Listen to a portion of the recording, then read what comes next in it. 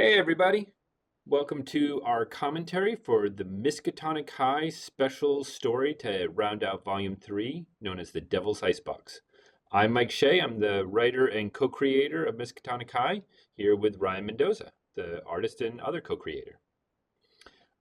We're going to do a different sort of commentary tonight because we are talking about both the special bonus story for Volume 3 that we did, but also we're going to talk about the Volume 3 packages that we just did. So the hardcover as well as the trade paperback for Volume 3 Part 2. I want to jump into the one It's a that mouthful. yeah, it really is. And I didn't even do the sub names on them.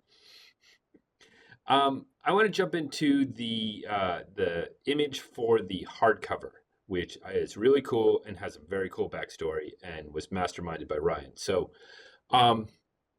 why don't you sort of give us an idea about where the inspiration for using the Lost Boys homage came from, and then sort of how you picked images to then work from. Yeah, I think we talked about making two trade paperbacks for the season because it was just so long. It had Mm-hmm. so many issues. So we already did the main poster Mm-hmm. for the first one, Which came out really cool. and yeah, and while I was researching for that, Mm-hmm. I came upon that image. I'm not really sure where it's from or I how it came out Mm-hmm. during the 80s. Mm-hmm. But I thought it was a really cool image, and I thought I could do something about it. But uh, I wasn't sure at that time if you would agree to do it because there were other options that we could go through. Mm-hmm. And I think we got used to the idea of just me doing my own version of the cover. And then later on, when we do the hard cover, Mm-hmm. I will do the homage Right. uh, images. But this time it's a bit more complicated since we had to do basically four covers, Yeah. right? Mm-hmm. So I had to do one for the first trade paperback, and then the uh, for this one, I Mm-hmm. also had to think of another image for the trade paperback. So Right. basically, so actually, it's just three, Yeah, it's just right? the three covers, and then we had Yeah, the just the image that three we used for. covers. Yeah. So my idea was to do this one, the for the hardcover, but Mhm. then you mentioned that we also had to do one for the soft cover. So Right. so so I brought this up. So Mhm. he said, "Yeah, let's do it Yeah.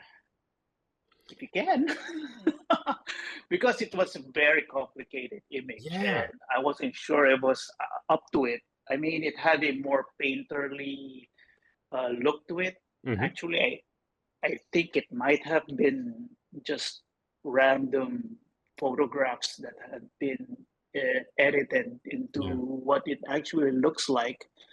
Or, you know, Hmm. back in the 80s, they would really do these kinds of covers. Right. So I thought, I'll just give it a shot.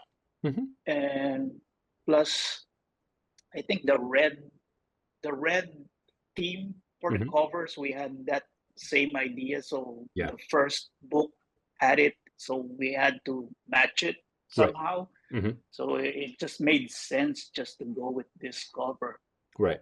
And when I started it, uh, I was I was not sure how I was going to color it, but Right. then it became clearer when it came to coloring it, Right. and I just decided to just hammer it down somehow, just layer by layer, Hmm. applying the colors, which Hmm. was mainly just oranges and Yeah. yellows, Yeah. It but it it worked out.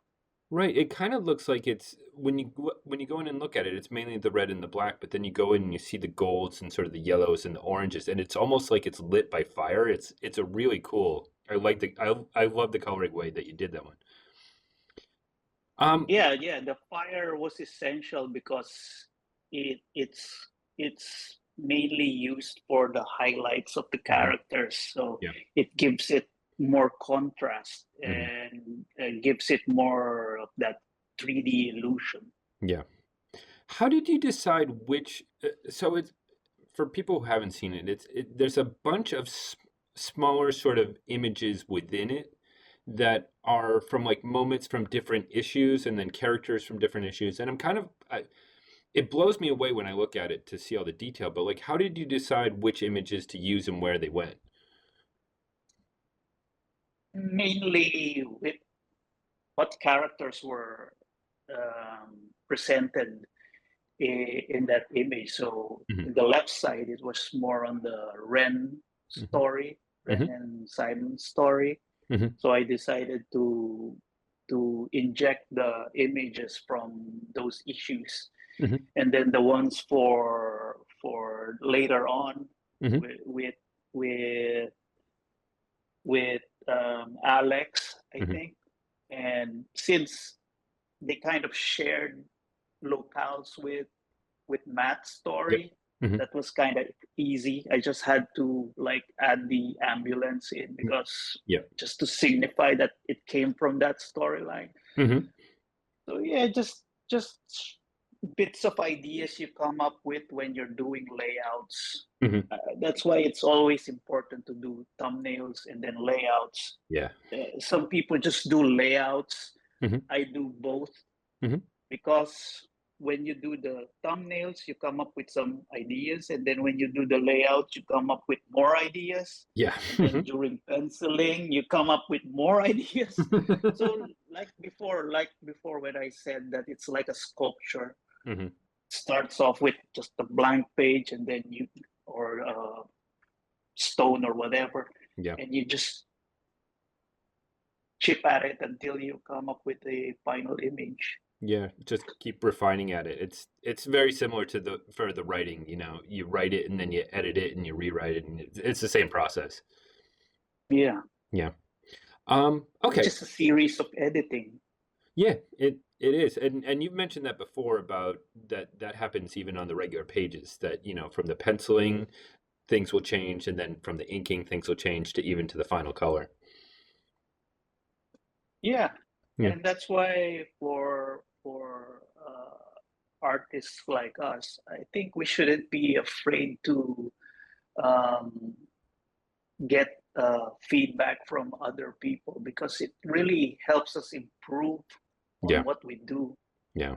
I mean, I'm my biggest critic, Yeah. and usually when I look at something, uh, I just I just can't move on from that image until I do it right.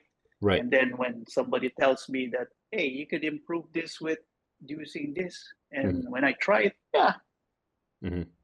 Yeah, it's the same way. It's like I don't know if it's the same way for you, but like when I'm doing something and I know it's just not quite right and I can't figure out why it is and you sort of noodle it in your head back and forth trying to figure out what it is and sometimes you need somebody else to come along and say it's not right because of this. And that just clears the cobwebs and you can see it. yeah, or sometimes you just get used to your process Hmm. and you kind of get used to the look of your art, and Hmm. then something comes along wherein you try it out, and then yeah, that makes more sense Yeah. now. Maybe your previous work kind of worked during that time, but when you try out another method, Hmm. that works better, Yeah. and it just improves the work over time. Yeah, I also think that there's something about and a lot of people who maybe don't do art don't understand this is there's not like a science to it. You go and you try things and you see what's working and you move in that direction. And you try things and some things don't work and you like, okay, forget this. And things just occur to you as you're working. And it's that process that you sort of have to trust rather than it's got to be exactly like this. Definitely. I Hmm. mean, there's this famous painter. What was his name? Bob Ross, who says happy accidents. Happy accident. Nice little tree down here. Okay. Mhm. Okay, so that's the hardcover image. So I remember having the conversation with you where we were talking about, okay, which were going to be the Lost Boy homages and which one and which cover was going to be the separate cover. And so what we decided was we liked this one so much we wanted it to be on the hardcover. How did you then come up with the idea for the one for the second trade paperback? Well, that one was easier because I already have sort of a pattern for the trade paperbacks wherein I had to present all of the kids, Yep. and then it had to have a background of some sort, like a school Hmm. or the library. So that's my pattern for it.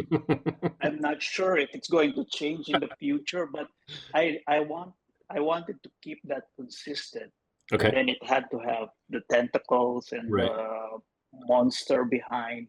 Yeah. That's Haster. Yeah. that's just something that's just something I decided Hmm. from the second volume onwards. Hmm. So it was easier to come up with the idea for that because I already knew who the main antagonist was for the Hmm. last season, Yep. or at least the one that's really the meanest from all of them. Right. Not necessarily the one that they encounter physically, but Right. you know what I mean. Right. He's the thing behind the throne or whatever. Actually, he's Yeah, probably on the throne, but yeah. thematically he was all over Yeah. the the season. Yeah, I think that's right. Okay. I like them, and again, I like that you carried over the red, so really keeping sort of the red color for all three covers to sort of signify, okay, volume three is the red one. Yeah, Um, yeah, I think that was important. yeah, I think that really helped out. Okay, so we have done 9 issues that ended up in the hardcover for volume three. Um, I think it's 4 for the trade paperback for the part two, and we did 5 in the trade paperback part one. Um, to give it a little bit more heft, we added the special story, the Devil's Icebox, a 12-page bonus story that we did. Um, Way back, I want to say around issue 10, we had been talking about a monster, and you had mentioned something about the Ithaquah from some of the Lovecraft, and actually probably more likely some of the other writers who worked on some of the mythos and have talked about the Ithaquah. And you mentioned that at some point you wanted to do an Ithaquah story, and it sort of always stuck with me as an idea to do. And so when we were looking at this story and sort of when it was going to fall in the calendar year for the kids, knew it was going to fall right around New Year's Eve. And so thinking, maybe a snow story, maybe something where they're talking, they're hanging out around a bonfire, maybe telling ghost stories, something like that, in a snowy atmosphere. It would be a great place to tell an Ithaquah story. And sort of that plus some other ideas became the genesis for this.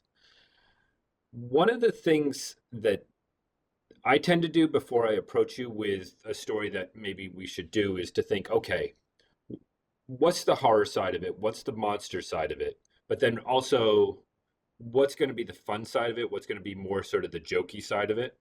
Um, and one of the things that had happened a lot, especially early on when we were introducing people to the series, was a lot of people talked about it being kind of like Archie. Um, both because of your art is very sort of classical comic book styling, but also because it's a bunch of kids from a high school dealing with monsters, and so both sides sort of come together. And so an easy way to describe this series is it's like Archie versus Cthulhu. So I thought I can it see might, that. it might be fun to play with the idea of doing an Archie story, sort of a parody of Archie. to really sort of play that aspect up. It's just a short story. It's something that we can do. It's kind of a throwaway. We can just have some fun with it. And so putting those ideas together became the Devil's Icebox. Let's start talking about this flashback at the beginning, because this is really where we got to see the most of sort of the Archie type characters. It's a flashback to the 50s when our Archie characters are. The story goes that somehow they ended up behind in this cave behind this waterfall that iced over, and they got stuck there. And at some point over the course of the winter, something ate them while they were still alive. So that's why at the end of the page we have the police looking at the evidence and trying to figure it out. Talk to me about this page, because I love this page. I love the ways that you invoke Archie without going completely, you know, pure Archie styling. So that seems like a challenge to me. So like, how did you approach this?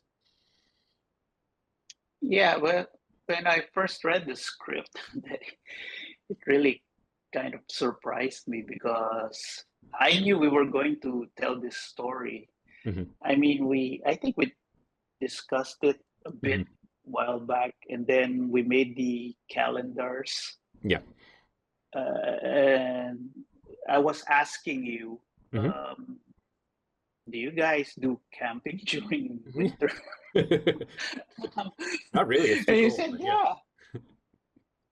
And I think we kind of discussed that that was the perfect Hmm. time to do the Itaku story. So Hmm. I kind of added that into the calendar, and then Hmm. you went ahead with this story. I mean, my timeline could be a bit off, but No, it's I kind of think something that's like right. that. Yeah.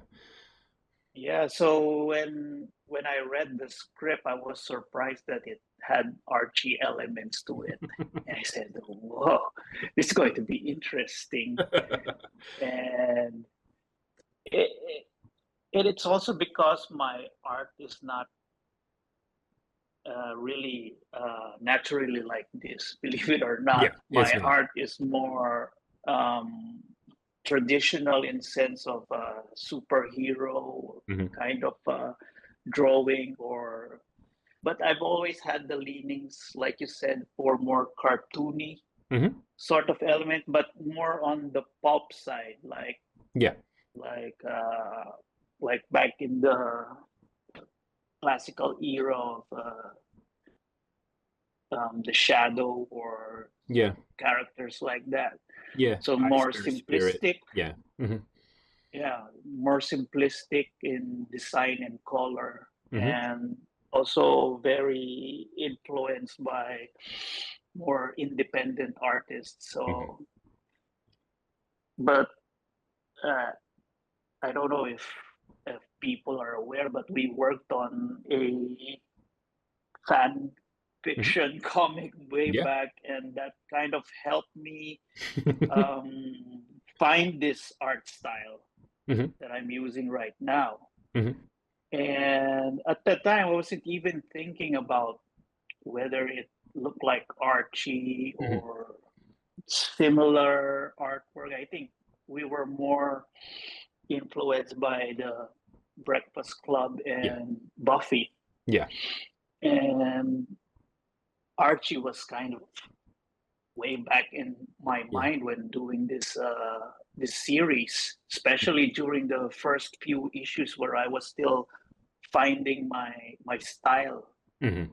Uh, and when this script came along, I said, "Well, how am I going to approach this?" I couldn't change my art style just to accommodate the Right. characters, Right. to No, be nor should you. honest. Yeah. So I just decided to just look at old Archie comics and how they dressed up, Yeah. and kind of applied that to the characters that was going to be influenced by the by the Archie characters. Hmm. I just changed the hair a bit, Hmm. like for Alex, instead of the ponytail, she would have the single one, Yeah, for and Betty. Yeah. then yeah, and then for Simon, just had this stra- uh, this strange looking bangs, and then Matt would just lose his lazy hair, alfalfa hair. And then who else is here? Sarah would just have a longer hair. I Yeah. mean, I always thought Sarah would look good in longer hair, but this was an opportunity to see the characters in a different light Yeah. without actually changing them. So it was a really fun and interesting way to approach the characters. With the first page, I also had to draw their car, The which was jalopy, really yeah. cool because it was a really iconic part of the Archie lore. Yeah. What did they call it? The old jalopy, Jalopy, yeah, yeah, yeah. something like that. Hmm. Yeah. So yeah, I had to draw it, and also a older version of it, which was like has been there for years and years, Yeah. even decades. So that's also interesting. Hmm. And then the final panel, you just see skeletons and just, well, Yeah, this I went love dark fast. it. It's so fun. This short story was just so fun. Yeah. Yeah, well, the thing that I liked about it was your the characters, the Archie sort of characters look more real than like in an Archie comic. As you said, Archie comics tend to look a lot more cartoony, and your art style is not that. So, like I can see this and I can see the influence of, like Jughead or the influence of Betty, but they look more real. They look like real characters who would be living in 1950s or whatever. So, yeah, it's like you invoke it, but you don't copy it. Okay. So then we find out that it's actually just Matt telling the story um, around the campfire, and that they're all sort of telling ghost stories or creepy stories about this location where they're at, and they're having this bonfire. So Alex gets up and says, I have, the first spooky spirit story about this place, and starts telling a story about the Native American tribe that lived there. And we get into the whole idea of the Ithaca, um, that it would arise at the winter solstice, and a warrior would have to fight it, and cut off a hunk of meat, and feed it to the creature. Um, this is an actual legend. I did some research for this, to try and figure out exactly what kind of story we are going to tell. And it turns out that there actually is a legend about this. And it sort of became the Wendigo idea that Marvel ended up Yeah. using for their character. And so kind of wanted to use some of that, but not go the way Marvel went. And so sort of make it, really play up the idea of um, it being sort of a trial, and at the winter solstice, and being like this hunger feeling that spreads throughout. Um, so of course, the other characters find this story gross as they found, Matt's story. Um, this is where we first get our first glimpse of the Ithaca. And again, this couldn't look more different from the Wendigo from the Marvel character if you tried. So I'm kind of curious, like, how did you decide to design this character? Yeah, well, I really had to research on what the Itaqua was supposed to look like from Hmm. many different artists, and then I just picked which seemed more logical for me because I always believe that the monsters lurking in the Lovecraft stories are more alien in Hmm. nature rather than what we view as maybe spiritual or Yeah. um, sort of natural sort of creatures that might have existed Hmm. long time ago. Hmm. I mean, I always believe that the monsters we see in Lovecraft stories are supposedly older Yep. than time itself. or at least the history of what we know of Earth. Yeah. Hmm. And so in my designs, I always think of more alien designs, Hmm. but it has to have that element of that character in which, yeah, it could be a Wendigo or Hmm. it could be like this. During a snowstorm, you could definitely mistake this for a snowman or Yeah. something like a Wendigo, Hmm. but it's not specifically looking like an animal Right. that was supposed to resemble human like features. Hmm. And also, the bigger mouthpiece Yeah. is makes it more creepy, Hmm. and the hair, I decided not to make it too fluffy. Yeah. Not too Is that furry. the Yeah. right term? Yeah, I like because like it. I said, it had to have that alien looking element to it. Well, I like the two parts that I really like about it are the mouth because again, leading into that idea of hunger and the feeding it, that someone would have to feed it, there should be a design that to emphasize that, which I think really works. And the other thing is, he's really sort of long and angular and very thin. So sort of again, speaking about that hunger, that feeling that you're sort of wasting away and you need to eat. So like those are the two things like I look at it and I immediately sort of feel those elements to it, which I really like. Okay. So we get our first glimpse. They are hanging out outside this cave by the waterfalls.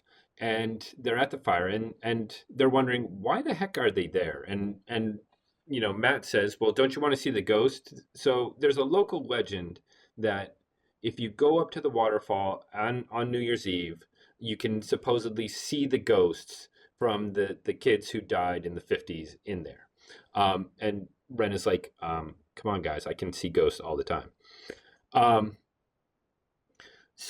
but that gets Alex thinking, hey, I know this invocation to show incantation to allow others to see ghosts, just like Ren does.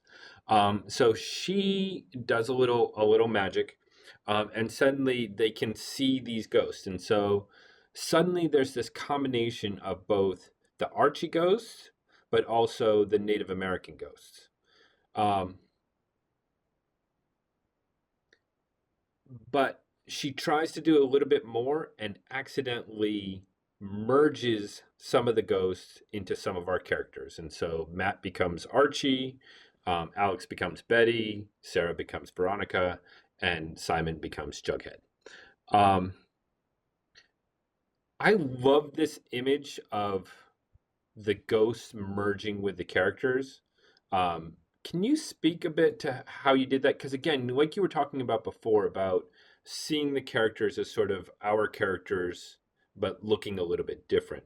Like this is a way where the two feel like they're coming together, and you really start seeing them how those characteristics are sort of merging together.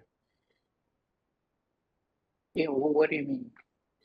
So there's the image where the ghosts are essentially merging together. And so when like when you write a script for a ghost merging with people, you say that, but to visualize it, I have no idea how someone would visualize it. So how did you come at the idea of the ghost and the person sort of merging together? Ah, yeah, yeah, yeah. Yeah. Well, I think this was a great opportunity to just see them all side by side. Hmm. So instead of just seeing them like passing through the character, I decided to just have them side by side and the ghost uh, slowly disappearing towards the main character, Hmm. because I wanted to show that this is kind of similar to this character, but not Hmm. really. Yeah, yeah, yeah, yeah. So it's just a fun way to show uh, that this character from from uh, from Archie Hmm. is our inspiration for these characters, which is supposedly which supposedly inspired our characters too, but not really. Not really. So yeah, just trying to what's the right to juxtapose Hmm.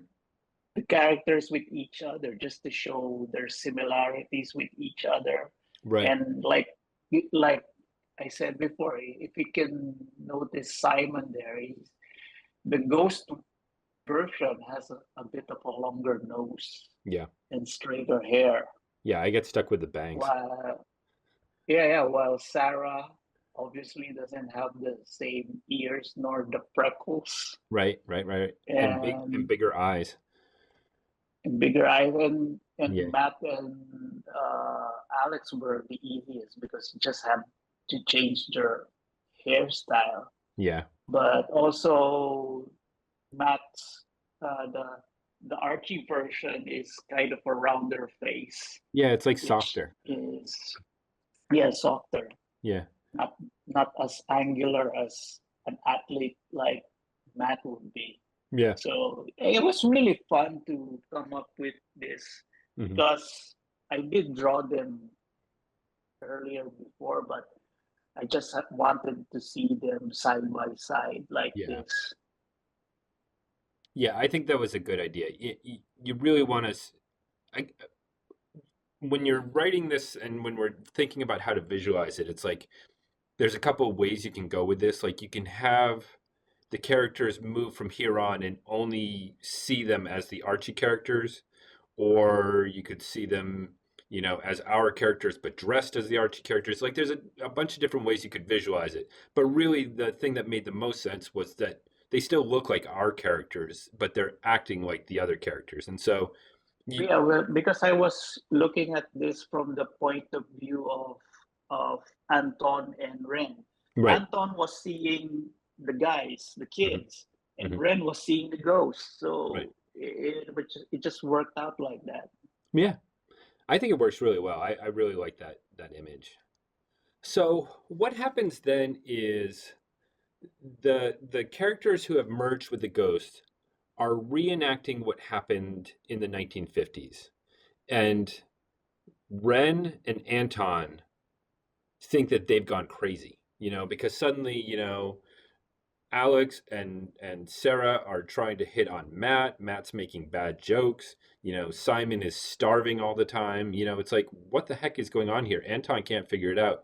And Ren puts it together that the ghosts have taken over them. That something went wrong with Alex's incantation, and the ghosts, rather than being able to just see the ghosts have merged with them, and now they have to figure out how to get them separated, because not only are they reenacting what happened in the 1950s, the same result's going to happen, which is they're going into the cave as the waterfall is icing over, and they're going to get trapped in there, and so they have to rescue them. Um, Meanwhile, we see this thing starting to come up through the pond that's frozen over, where Rennes says, "I think history is going to repeat itself," and so we see this thing. This is another of my favorite images from this. Just this creepy image where something is coming up at us, and I just wanted to see if you could talk a little bit about composing this image because I really like this one. Yeah, the script called for the creature to be coming up Hmm. from below the frozen lake, and also made note of the stars reflecting. Hmm. But of course, I couldn't show that during the line art, Yeah. or it would just be speckles of black dots. Right. So during that time, I just made a mental note in my head that I'd do this during coloring Hmm. time. I didn't really have an idea of how that would work. Hmm. Like I said, I've never seen winter or nor frozen lakes. So I didn't really know how things reflected. Okay. Yep. Uh, but I kind of had an idea of the color scheme. Hmm. And with that in mind, you just kind of work it through Hmm. during coloring. And I think my main goal here was just to um, highlight the creature, Yeah. just to show it uh, coming up from the lake, and then the background would be just something to make it more uh, add to the atmosphere is what I'd Yeah. like Yeah. Yeah. to say. Right. So, but I was kind of surprised when the final image came out, and I thought I think this would look realistic in a real setting, Yeah. I do. because I basically I just used the colors of the trees and the Hmm. sky, and Hmm. then just added a bit of highlights for the sky, Hmm. and it kind of worked. It made it eerie in a Hmm. way, Yeah. and serene at the same time, but Hmm. also kind of mysterious, because you're not sure whether it's a reflection coming from Hmm. the sky or whether this creature is coming from another dimension and coming up to our Right. world. Right. So all of those things are immediately uh, come up to my mind when I was working on it. Right. It's also not fully formed, which is another thing I really like about it. It's not the silhouette of the Ithaca coming up. You can see it sort of starting to waft up, to become that image that it's sort of almost being born or creating out of it, which is something I really like. It just yeah, it's just like you said, it's serene, but it's creepy. It's a very nice image. I really like that. Why don't Yeah, we yeah. talk? Initially, I thought that it would be like a refraction of the ice, Hmm. but the more I worked on it, I said, like, yeah, maybe it's reforming from the time that it got defeated. Yeah. So that was my thinking. Yeah, I that's what I sort of thought as well. You were mentioning the color palette, and that's something that I really like about this story, is this sort of really like soft blue overtone to the whole thing that I really like. So, do you mind just talking about the color palette that you sort of came up with for this story? Yeah, when I look back at the printed comics that we had, I kind of uh, thought that the color palette I was using was starting to become stale. Hmm. So I wanted to bring in a bit more saturation, but at the same time, the story called for a nighttime setting. Yeah. So I was trying to play around with some of I, I forget what they're called, but it's just tricks you use from in Photoshop, Hmm. and I just kind of happened to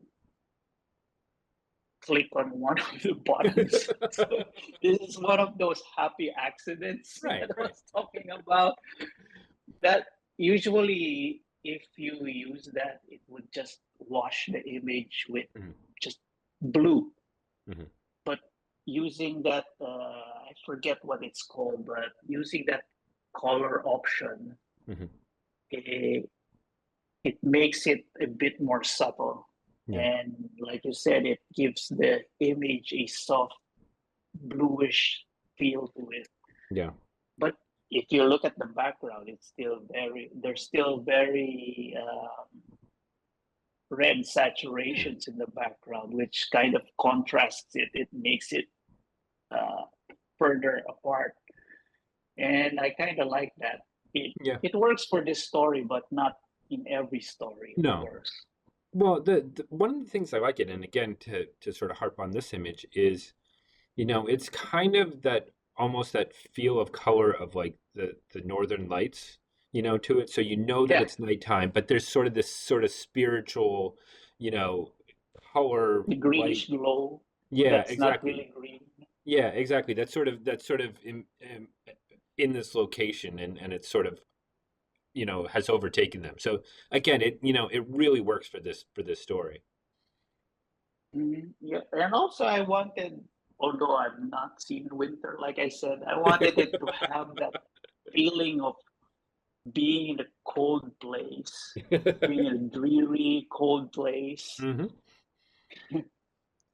Well, probably in my dreams. yeah. Well, I, Maybe I, I I saw it will in my dreams. I will trade you because I've had way too much winter in my life. So, um, okay. So what is going on with the kids is Alex, Betty, whatever, is ticked off because Archie and Veronica, Matt and Sarah have gone into the falls essentially to make out, and she's ticked off because it's supposed to be her date. And so she's saying, I'm going to kill her. And she probably doesn't mean kill, but something's going on with Simon Jughead where he's looking for a carving knife, and he's talking about, making your own meals. And so something's going on there, which we'll get to. Um, Ren is starting to put together that this is Matt's story that he told at the very beginning, that these kids ended up in the falls and something ends up dead. They all end up dead and something ends up eating them. And she's starting to put together that it's the Simon character, it's the Jughead character, it turns cannibal. Um, and as he's walking by, she starts to see that it's the Ithaquah has sort of overtaken this character. It was the Jughead character, but now it's the Simon that it's overtaking as well because he's playing out the story from the 1950s. And so Ren is now really scared because she knows that Simon is going in there to kill the others, to eat them, and they're going to be trapped inside this cave all winter. And so she is trying to find Alex's incantation to stop whatever it was that Alex started. Um, in the meantime, she tells Anton, "Go slow them down. Stop this from happening while I figure it out." Um, Anton, of course, is never wants to be the hero, which is one of the great things about him. He's like, why do I have to do it? Um, and so we follow him inside the cave, and one of the things that I like about it, and we talked about this definitely in the script, is how the waterfall, you can see it is closing in. It's getting sharper and sharper. It's the um, path to get inside is getting narrower and narrower. You have to see Anton sort of squeeze through to get into there. And we see Alex and Sarah on the floor, rolling around, fighting each other. Matt has realized that Simon is coming in to kill him, um, and making jokes. And Anton has to stop them. Um, Again, so you have mentioned a couple of times that haven't seen ice. So I was pretty sure you had never seen a waterfall that gets frozen over. So how did you approach that? Having to show a waterfall freezing over and turning into this wall of ice. Like that couldn't have been easy. Yeah, well, thanks to you, I think you gave me some names for references to Mhm. look at. Yeah. So that was very helpful because I didn't really have an idea on how these things would look like. I didn't even know that that falls froze during the winter. I Yeah. mean, Hmm. that's kind of wild. Hmm. And I mean, the idea of being trapped inside these Hmm. caves, if that ever happens, is kind of scary in itself. Hmm. Plus, the image of this thing closing down is like a maw, Yeah.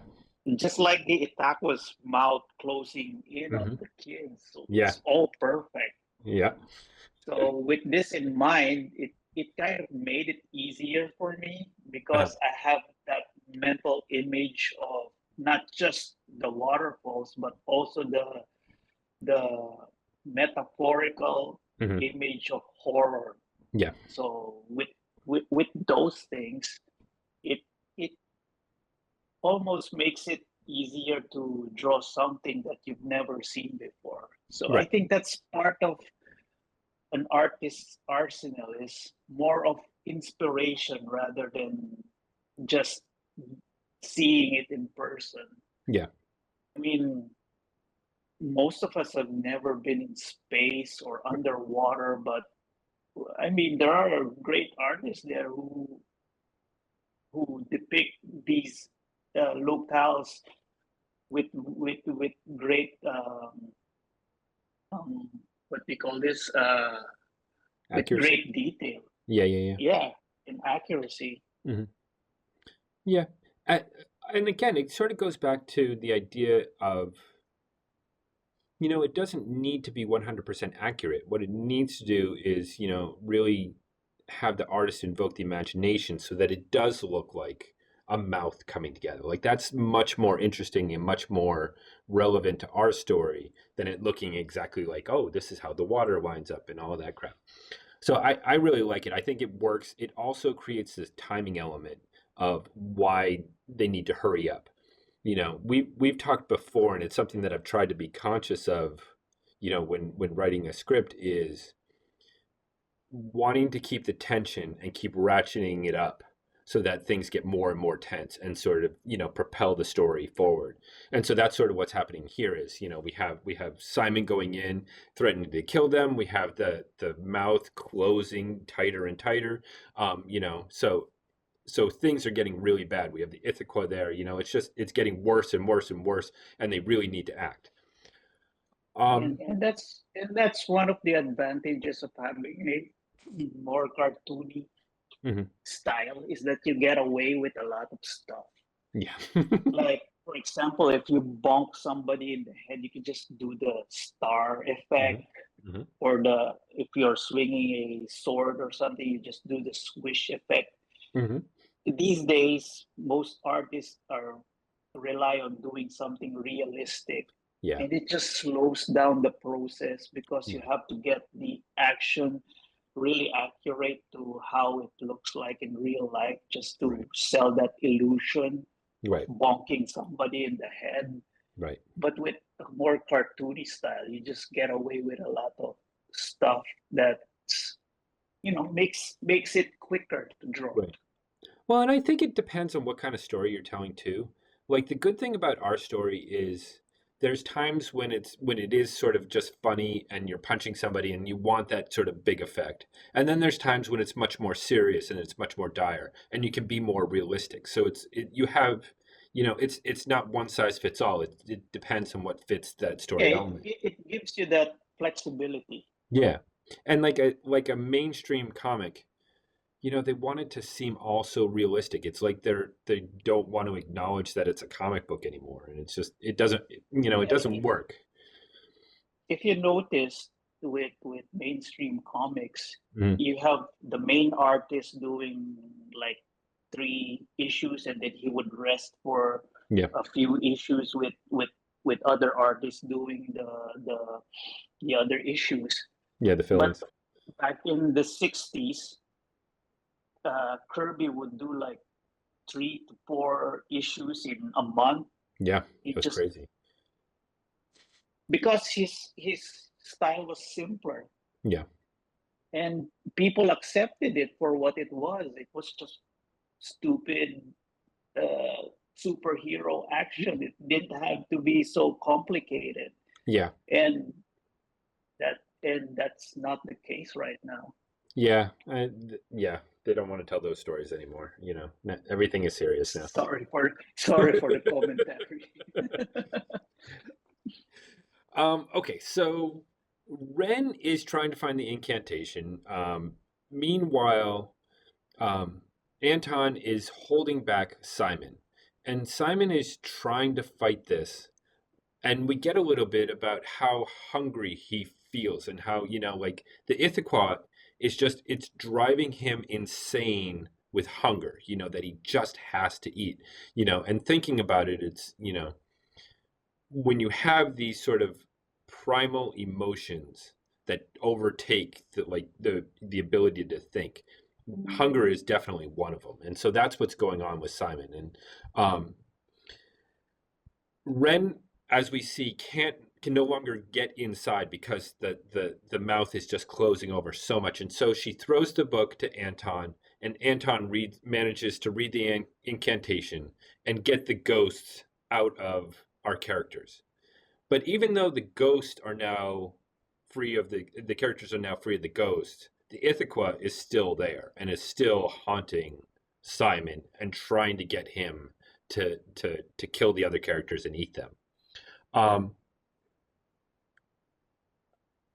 There's this image of Simon with the Ithaquah behind him that it's really nice, and it really speaks to sort of like how the Ithaquah would influence a character. And I'm kind of curious, like, how you decided to show the Ithaquah influencing Simon, because that's, again, it's something that you could write, but it's really hard to visualize. Yeah, in the previous pages, we can see it looming over him. Hmm. So Yeah. it's like the metaphorical term of shadow Hmm. looming overhead you or behind you. Hmm. So it's more like it's there, but it's not really there. I'm not Right. really sure if people can see it Hmm. or if it's just a um, image in your mind, Hmm. like most stories are. I Hmm. mean, there are people who see it, some Hmm. people don't. So in here, I wanted to depict the creature very clearly, as Hmm. if in the previous pages it was more shadowy like, Yeah. but here I wanted to show it like this is the creature that's been influencing Simon. Right. It's like the And introduction. Now they can see it. yeah, now they can see it. So yeah, I wanted it to appear in its full glory by this point, Hmm. but I think it was also present in the script. Hmm. Yeah, I think it was, but a lot of times, when I write those scripts, it's like, and their Ithaquah is, has his hand on it or whatever it is, and again, it's like I can only see so much of it. It's what you then take from that and draw. And so, a lot of times when I get the art back, I can see what was in the script, but then I see the places that you've then taken it to, which, make it so much better. Um, okay, so they now know about the Ithquad. They got to figure out what to do about it. Um, Alex, of course, remembers her story from telling about it, that somebody's got to cut a piece of it and feed it to the Ithaquah to make it go away. And Matt was like, well, who would be stupid enough to do that?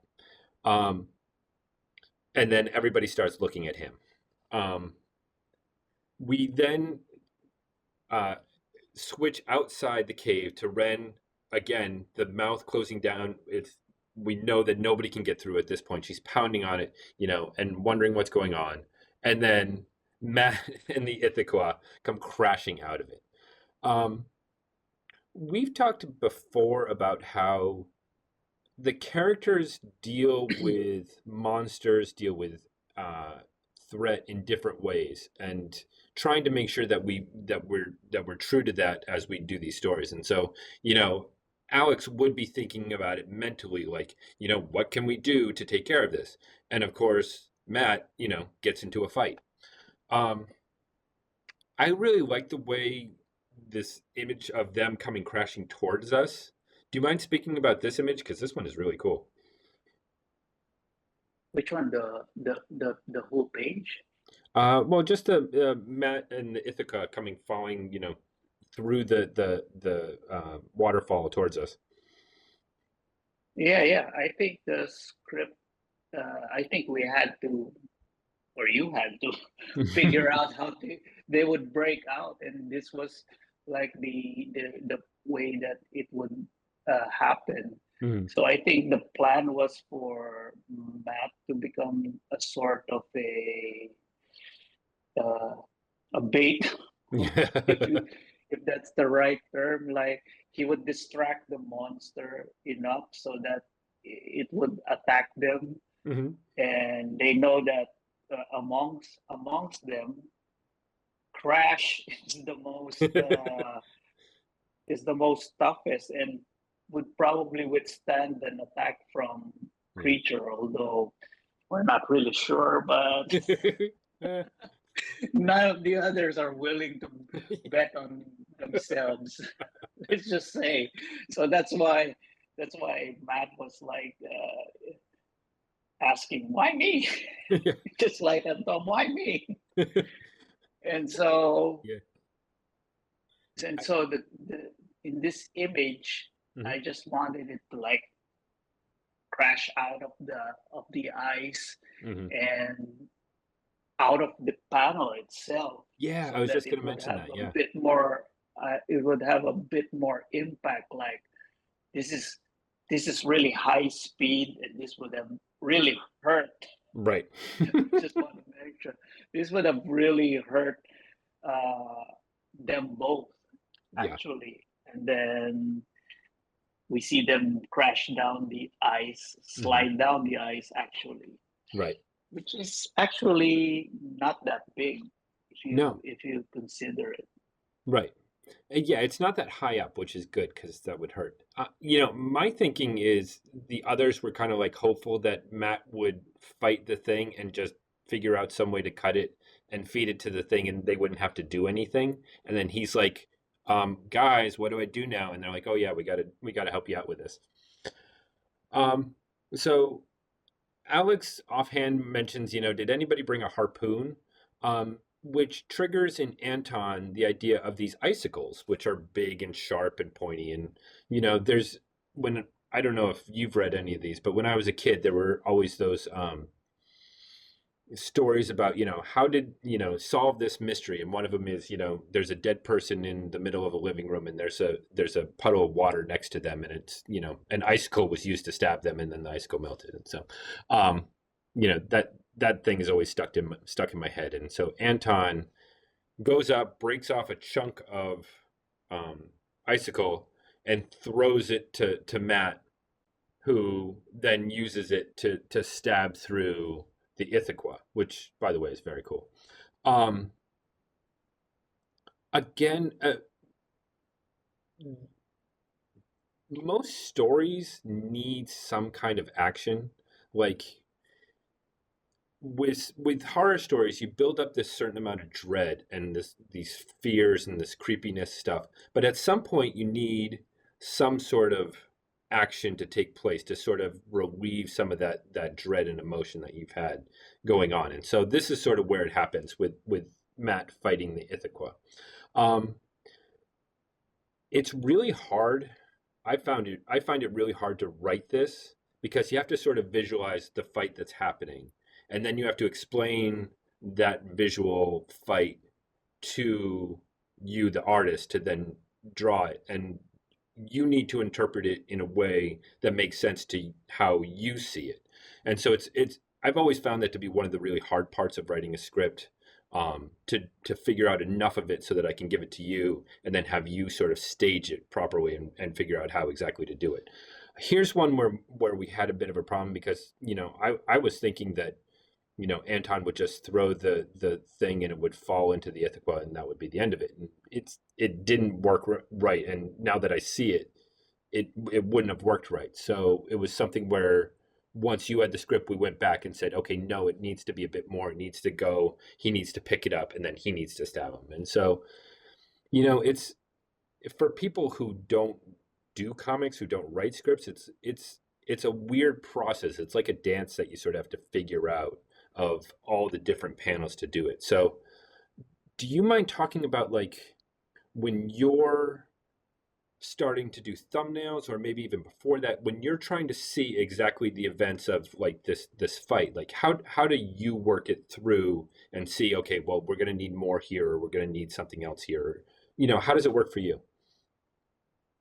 Yeah, I think initially in the script they were supposed to just crash out of Hmm. the ice, and then they would just be under the icicles, and Right. then Anton would just kick at the icicle, and it would just drop on the Itaqua. But I thought, what happens to Mad? He would get pierced too, and there wouldn't be that much struggle. Right. So I wanted them to have a uh, fight in the pond itself, Yeah. because I think that's the power source of the Itaqua itself. Yeah, it's like the rig. And mhm. And I thought, uh, maybe we could use the because we always said that there's no way these kids could go up against these creatures. Yeah, right. They're too weak, and it's just impossible to do them. It's Yeah. if the readers notice, they always bungle their way through success Yeah. during the issues, because there is no other way for them to succeed. Right. And it just like this one, Matt, Hmm. who's a hockey player, Hmm. would just mentally think, or just instinctively think, that I could use this creature's inertia against itself. Yeah. So if he tried to pierce that creature with the icicle by himself, there's no way he could do that. But Yeah. using the brute force of the creature itself, that that would work. Yeah. And that's how I kind of visualize the whole. It's not really a fight scene, but more of an action scene, Yeah. a dramatic scene. So yeah, if from script to art, it's always, like you said, a dance. Yeah. The writer has to trust the artist to do something about the the words that you put in the script. At the Hmm. same time, the artist will have to have same trust with the writer, that if I do this, Hmm. it would be okay Yeah. for the writer. So it's mutual understanding of each other's strengths. Yeah. And I think, And I, sometimes it takes time. yeah. If you're working on a mini series, it just doesn't translate Yeah. at once. It will take time for both writer and artist to have the capability to do something like that. Yeah. No, I think that's exactly right. That I was actually going to say the exact same thing, that it's, we're 22 issues in at this point, anytime you come back and say, oh, I would like to do it this way, it makes a lot of sense to me. And, I have so much trust in how you're going to do it that it's like, yeah, absolutely ahead and do it. And I will make the words fit, to tell around that. So, Matt, as you said, so the Ithaca uses its momentum. Matt manages to pierce it with the icicle, and it's lying there. Um, and then um, Sarah mentions, the icicle isn't melting because the Ithaca isn't warm blooded. It's this, sort of creature, and so it's not melting because its blood isn't warm. Um, And so, of course, Alex comes over and has to be the know-it-all and says, oh, well, we have to cut it off and feed it to it. So she's the one who goes ahead and does that because, she is the one who probably would be most capable of doing that while the others get sick watching her doing this. Um, we also get a moment of Simon admitting that, he's upset because he let himself get um, controlled by the Ithaca.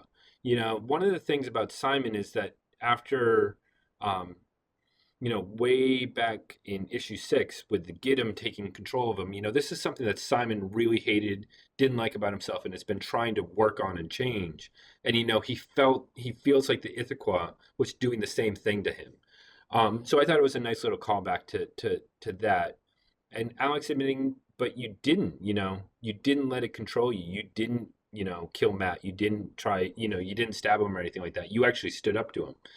So again, try and show that there's been some character growth in the last 3 volumes. Um, Yeah, so Alex goes ahead and feeds the Ithaca, which is really gross. Um, and then it sort of fades back into the ice. And I thought, again, this is a really cool image here to end on, where we're at boot level watching this thing sort of dissolve into the ice, which I thought was really cool. How did you approach that one? yeah, but like I mentioned earlier, Hmm. this fight would not uh, end well for the kids Yeah.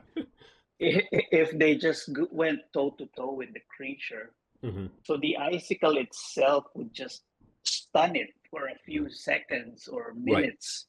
And if it wasn't for Alex having that knowledge of Right. feeding it with its own flesh, then the creature would have woken up again and just Right. Hmm. they would be the one sinking into the ice. So yeah, this at this moment, I think because of that legend, Hmm. you just have to show that either this creature is part of this place and it Hmm. was just reabsorbing it back into the ice, Hmm. or maybe that its strength it's its own weakness. Hmm. So the ice itself was also the key to Hmm. rendering it helpless in the first place. So Yeah. now that it's fed on itself, because I mean, someone who is hungry and feeds on itself will only make itself weaker, right? Right. Right. And so I think this was the time that it just decided to just retreat back to Yeah. safety. Yeah. And I think you're right. I think there's something about this sort of little pond, and so it all had to happen on the ice. It had to happen on this pond because that's where, the power derived from and all of that. So yeah. Um, so that's really sort of the end of the action. But because this is a New Year's story, sort of wanted to end it with the kids talking about sort of New Year's stuff. When we talk about New Year's, we talk about our New Year's resolution, sort of a look back, a look ahead, those sorts of ideas. And so, sort of wanted to take a moment to sort of do that. And did that by saying, that they saw these fireworks off in the distance. And then Sarah's like, yeah, let's make our resolutions. And, Anton's like, you guys are getting way too comfortable with weird shit happening and then just moving right on. Um, so she starts talking about it. She is trying to enjoy the quiet moments more. So, like with Sarah, she doesn't have a whole lot of happy moments. So she's just trying to say that she's going to try and enjoy them when they happen. Um, Matt says, I'm not going to let people tell me what to do. And then Ren's like, unless it's me. And he's like, yeah, unless it's Ren. Um, Simon is still trying to be a better person. Alex is trying to get her head out of books more. Again, a lot of this is what we sort of had happen in volume 3. A lot of the things that they're talking about are the things that have happened in volume 3, and they're sort of learning from those and talking about what they're going to move forward and try and be different. When we did I don't know if you remember, when we did our first bonus story of Anton and Isis going around at night to the various locations and talking about it. The idea was to talk about what was coming ahead. And so that's sort of I've always sort of stuck with the idea. I really like that idea when we did that, and so sort of the same idea here, which is talking about what happened, but also a look ahead. It's kind of a transition. Um, we get Anton being gross, of course, because he's Anton.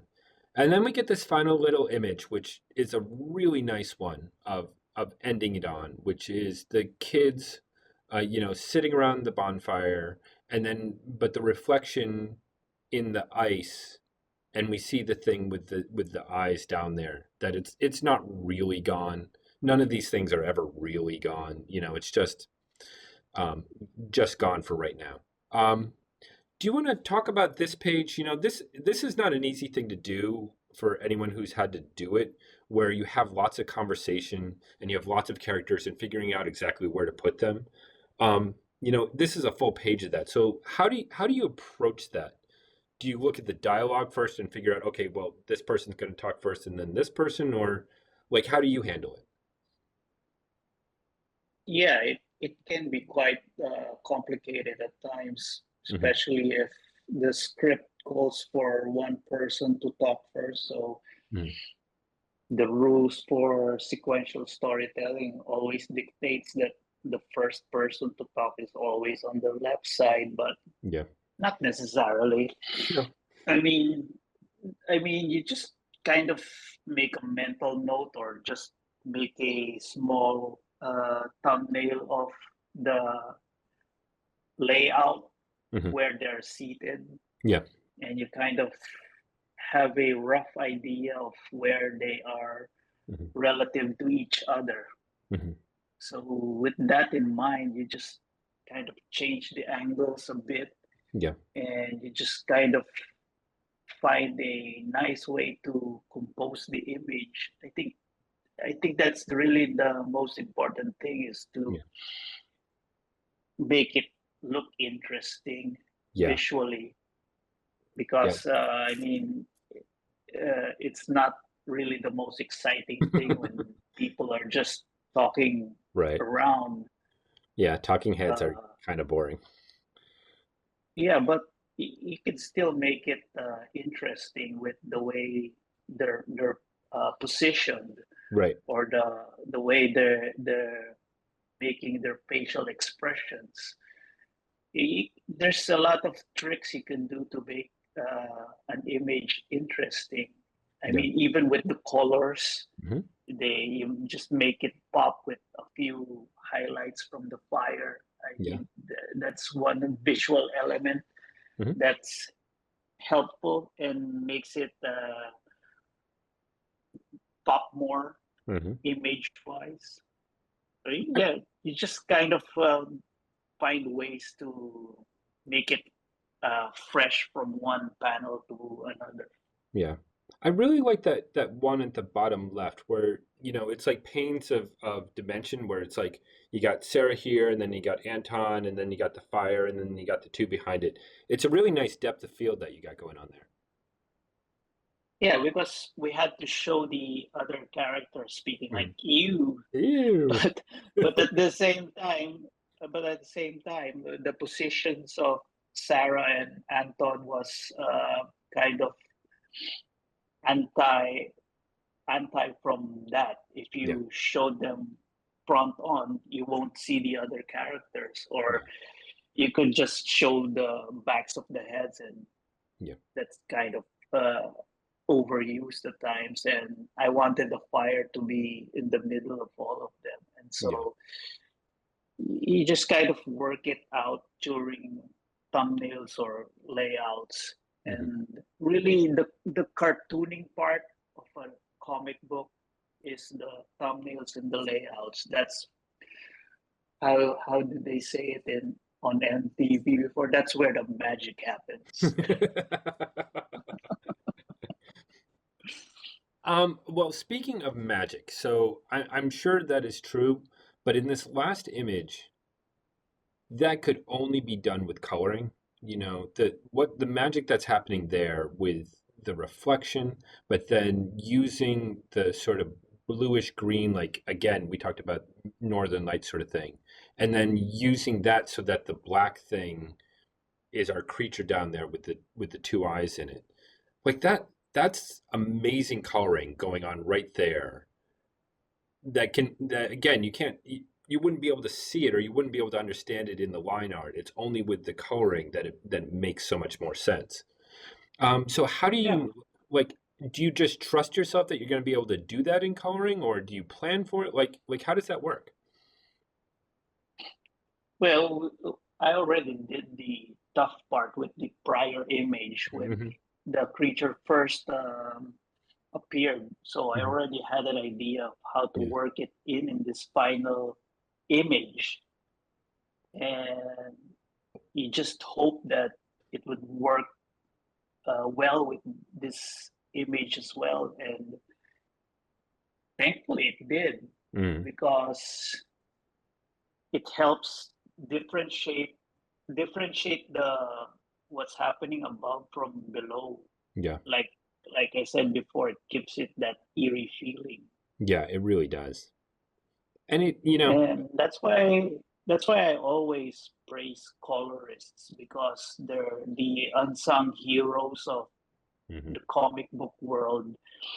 I mean, there's so much colorists do to uplift the what pencilers and inkers actually do yeah. because the things they can do with Photoshop these days, it's Hmm. amazing. I mean, even with watercolors and paints, it's amazing. Yeah. Well, but it also works another way. So I don't, again, started going off topic a little bit.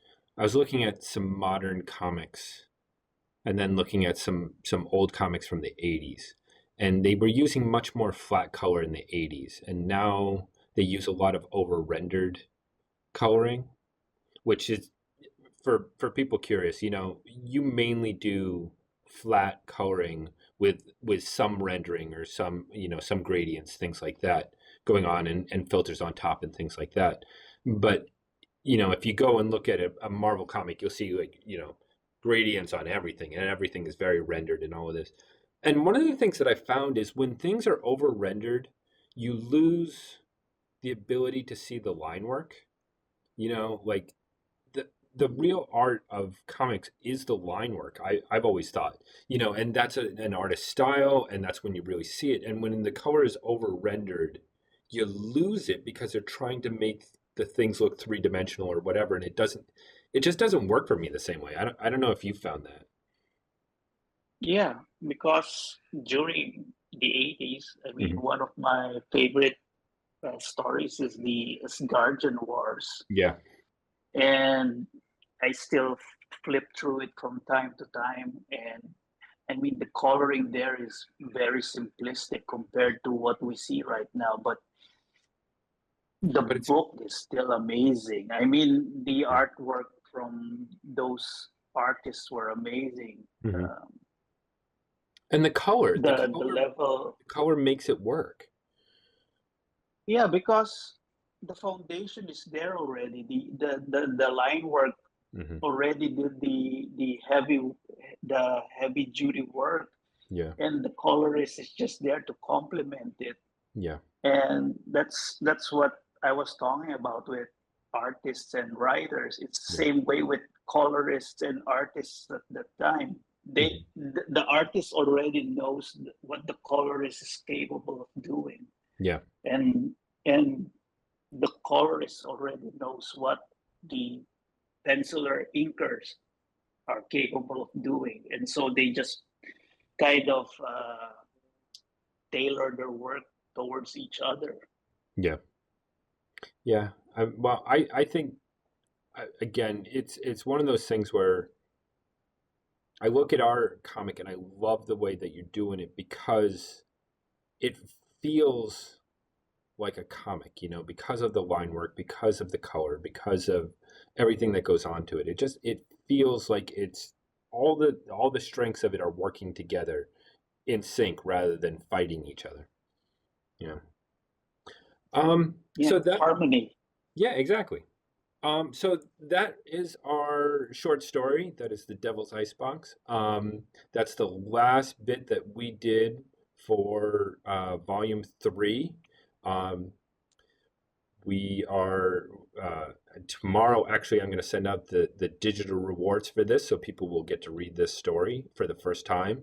And then the physical rewards are being printed right now as we record this. So those will be coming soon, and I'll be shipping those out. And before you I'm know it, still we're amazed we're at volume three. I know, right? Jesus.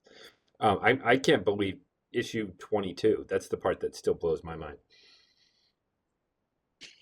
Um, but yeah, and we'll be talking about issue 23 very, very soon. So yeah, looking forward to that. That's all I got. Anything else you want to talk about, Ryan? No, not much. It's been a tiring week, Yeah, it really has. and it's not yet over. Never ends. Okay, well, I want to thank you for this. You are starting your day. I'm ending my day. So I'll say goodnight and have a good day.